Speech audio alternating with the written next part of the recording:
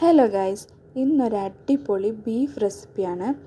ബീഫൊക്കെ ഒരുപാട് ഇഷ്ടപ്പെടുന്ന ഒരുപാട് ഹസ്ബൻഡ്സ് ഉണ്ടായിരിക്കും. അപ്പോൾ വൈഫുമാരെന്തായാലും ഒരിക്കലെങ്കിലും ട്രൈ ചെയ്യേണ്ട ഒരു റെസിപ്പിയാണ്. ഈസിയാണ് കേട്ടോ, പെട്ടെന്ന് ഉണ്ടാക്കാനും പറ്റും, ഭയങ്കര ടേസ്റ്റിയാണ്. അപ്പോൾ നമ്മൾ കട്ട് ചെയ്ത് വെച്ചിട്ടുള്ള ബീഫ് ആദ്യം ഒരു കുക്കറിലേക്ക് ആഡ് ചെയ്ത് കൊടുക്കാം. നിങ്ങളുടെ ക്വാണ്ടിറ്റി അനുസരിച്ച് ആഡ് ചെയ്ത് കൊടുക്കുക. കുറച്ച് ഉപ്പിട്ട് കൊടുക്കുക പാകത്തിന്. പിന്നെ കുറച്ച് കുരുമുളക് പൊടിയാണ്. പിന്നെ നമ്മുടെ സ്പൈസസ് എല്ലാം കുറച്ച് ആഡ് ചെയ്ത് കൊടുക്കുക. മഞ്ഞൾപ്പൊടി, അതുപോലെ മുളക് പൊടി, മല്ലിപ്പൊടി, ഗരം മസാല. ഇനി നമുക്കിതിലേക്ക് കുറച്ച് ഇഞ്ചി, വെളുത്തുള്ളി, പച്ചമുളക് ചതച്ച് വെച്ചതും കൂടി ആഡ് ചെയ്ത് കൊടുക്കുക. 1/2 സ്പൂൺ ആഡ് ചെയ്താൽ മതി. ഇനി ഇത് നന്നായി കൈ വെച്ചിട്ട് തന്നെ നന്നായി തിരുമ്മിയെടുക്കണം, നന്നായി മിക്സ് ചെയ്തെടുക്കണം.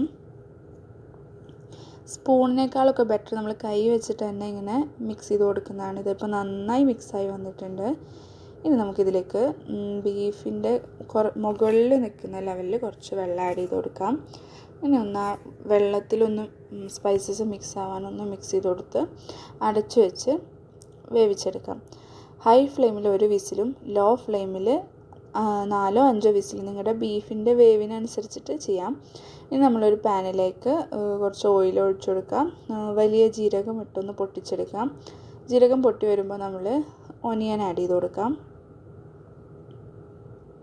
വെളിച്ചെണ്ണയാണ് കേട്ടോ ഒന്നുകൂടി ടേസ്റ്റ്.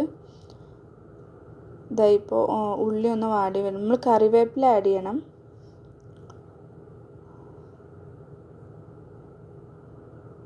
ഇനി കുറച്ച് ഇഞ്ചി, വെളുത്തുള്ളി, പച്ചമുളക് നമ്മൾ നേരത്തെ ആഡ് ചെയ്തത് കുറച്ച് ഇതിലേക്കും ആഡ് ചെയ്ത് കൊടുക്കാം. ഇനി നന്നായി മിക്സ് ചെയ്ത് കൊടുക്കാം.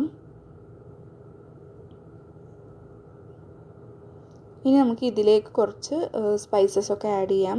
നമ്മൾ ബീഫിലേക്ക് ആഡ് ചെയ്തിട്ടുണ്ട്, അപ്പോൾ ഇതിലേക്ക് അതിനനുസരിച്ച് കുറച്ച് ക്വാണ്ടിറ്റി ആഡ് ചെയ്താൽ മതി. മഞ്ഞൾപ്പൊടി, മല്ലിപ്പൊടി, കുരുമുളക് പൊടി, പിന്നെ മുളക് പൊടി കൂടി ആഡ് ചെയ്ത് കൊടുത്ത് നന്നായി മിക്സ് ചെയ്ത് കൊടുക്കാം. ബീഫിൽ ആഡ് ചെയ്തതിനനുസരിച്ചിട്ട് ഇതിലേക്ക് ആഡ് ചെയ്താൽ മതി. ഇനി നമ്മൾ വെന്ത് വന്നിട്ടുള്ള ബീഫ് ഇതിലേക്ക് ആഡ് ചെയ്ത് കൊടുക്കാം. ഇനി നന്നായി മിക്സ് ചെയ്ത് കൊടുക്കാം.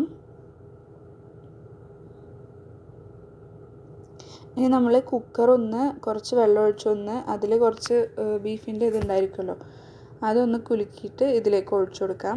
വെള്ളം കുറച്ച് മതി. ഇതൊരു റോസ്റ്റ് ടൈപ്പായിട്ടാണ് നമ്മൾ ഉണ്ടാക്കുന്നത്, അതാണ് ഒന്നുകൂടിയും ടേസ്റ്റ്.